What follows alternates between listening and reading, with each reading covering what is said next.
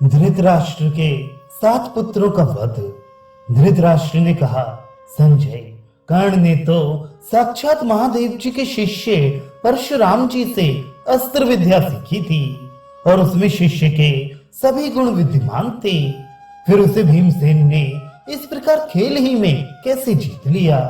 मेरे पुत्र तो सबसे अधिक कर्ण का ही भरोसा रखते थे। इस समय उसे भीम के सामने से भागता देखकर दुर्योधन ने क्या कहा और महाबली भीम ने इसके बाद किस प्रकार युद्ध किया तथा कर्ण ने उसे संग्राम भूमि में अग्नि के समान प्रज्वलित होते देखकर क्या किया?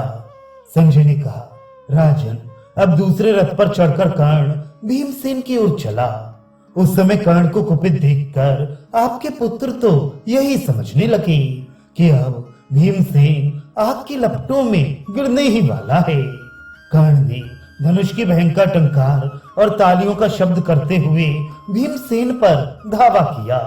बस दोनों वीर 2 कुपित सिंहों के समान झपटते हुए, 2 बाजों के समान तथा क्रोध में भरे हुए 2 शर्वों के समान परस्पर युद्ध करने लगे। राजन, जुआ खेलने, वन में रहने और विराट नगर में अज्ञातवास करने के समय पांडवों को अनेकों क्लेश उठाने पड़े हैं। आपके पुत्रों ने उनका विस्तृत राज्य तथा रत्न आदि हर लिए हैं। आपके पुत्रों की सलाह से आप भी उन्हें निरंतर तरह तरह के क्लेश देते रहते हैं। आपने पुत्रों के सहित निरपराधनी कुंती को लाक्षा भवन में भस्म करने का विचार किया था। आपके दुष्ट पुत्रों ने सभा के बीच में द्रौपदी को तरह तरह से तंग किया था। दुशासन ने उसके केश पकड़कर खींचे और कर्ण ने उससे ये कठोर बात कही कि अब ये लोग तेरे पति नहीं हैं, तू कोई दूसरा पति चुन ले। इन सभी बातों का इस समय भीमसेन को स्मरण हुआ, इसलिए वे अपने प्राणों का मोह छोड़कर धनुष की टंकार करते हुए कर्ण पर टूट पड़े। उन्होंने अपने बाणों के जाल से कर्ण के रथ पर सूर्य की किरणों का पड़ना बंद कर दिया। तब कर्ण ने अपने तीखे बाणों से इस जाल को काटा और 9 बाणों से भीमसेन पर भी चोट की। इसके जवाब में भीमसेन ने फिर कर्ण को बाणों से आच्छादित कर दिया। उन दोनों का रण क्षेत्र उस समय यमलोक के समान भयंकर और दुर्धर्ष हो रहा था। दूसरे महारथी तो उस संग्राम को बड़े विस्मय के साथ देख रहे थे। दोनों ही वीरों ने एक दूसरे पर बाणों की वर्षा करते करते सारे आकाश को बाणमय कर दिया था। उन बाणों की चमक से उसमें चमचमाहट सी होने लगी थी। दोनों ही वीरों के बाणों की भारी मार से घोड़े, हाथी और मनुष्य मर मर कर धरती पर लोटपोट हो रहे थे। राजन, उस समय आपके पुत्रों के अनेकों योद्धा मारे गए। उनमें से कोई तो प्राणहीन होकर गिर रहे थे और कोई गिर चुके थे।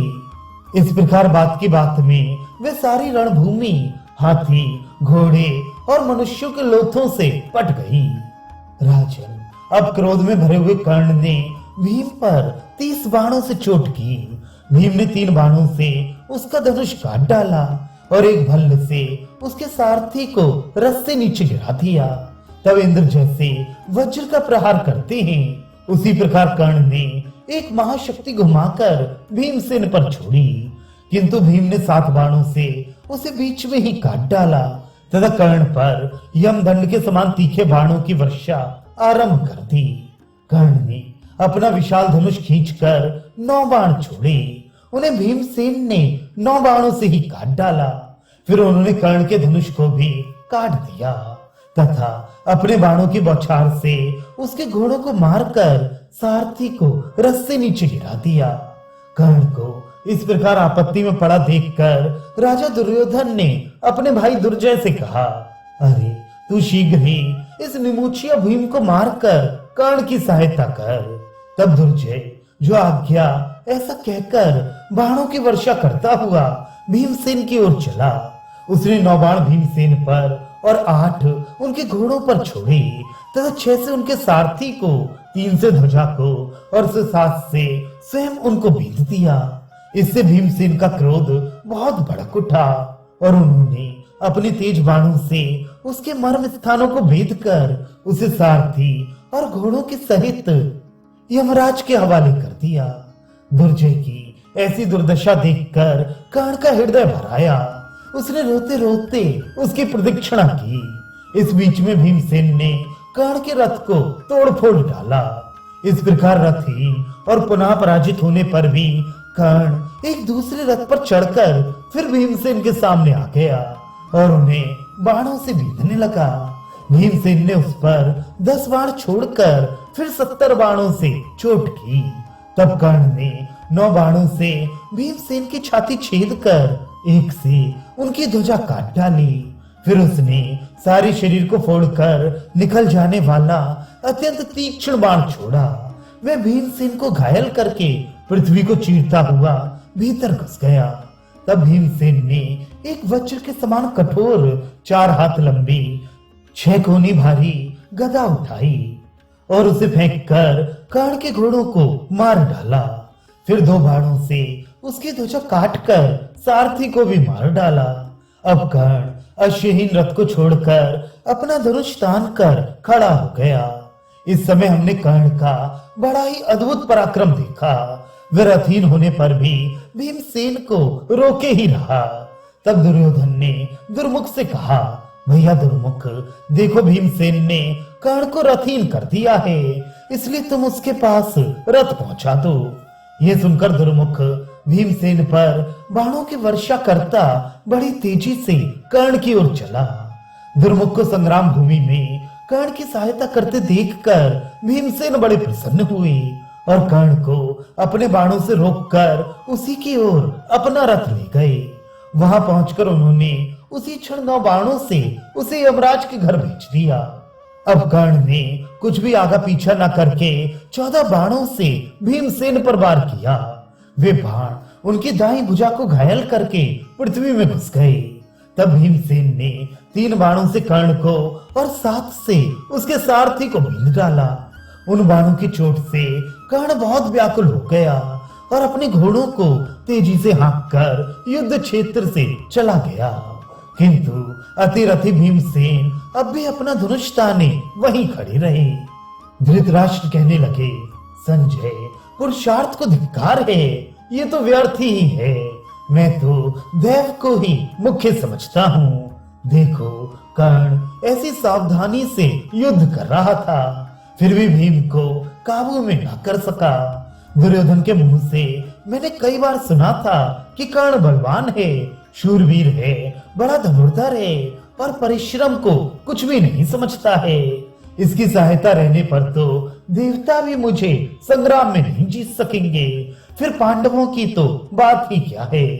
जब उसी को दुर्योधन ने भीम के हाथों से परास्त होकर युद्ध से भागते देखा तो क्या कहा, संजय, भला भीम के सामने टिकने का साहस कौन कर सकता है।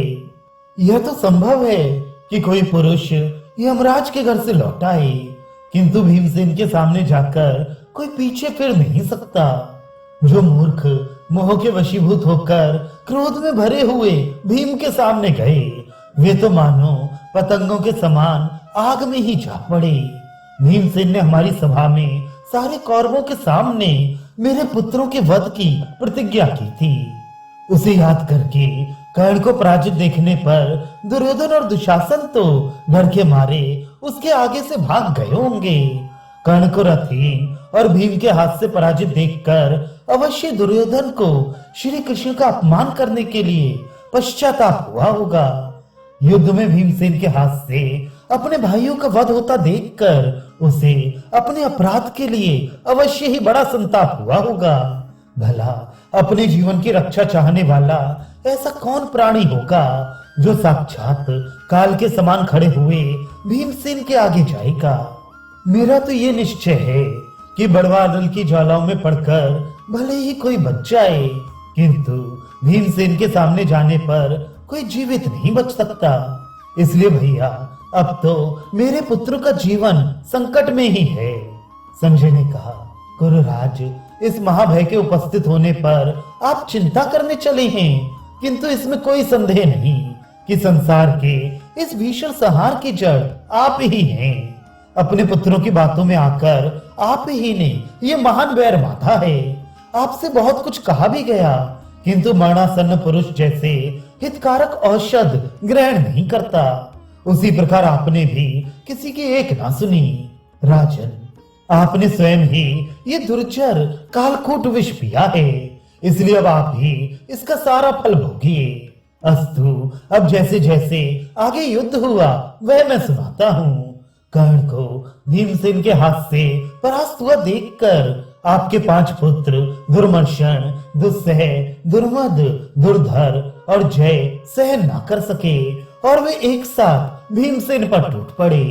वे उन्हें चारों ओर से घेर कर अपने बाणों से टिड्डी दल के समान सारी दिशाओं को व्याप्त करने लगे।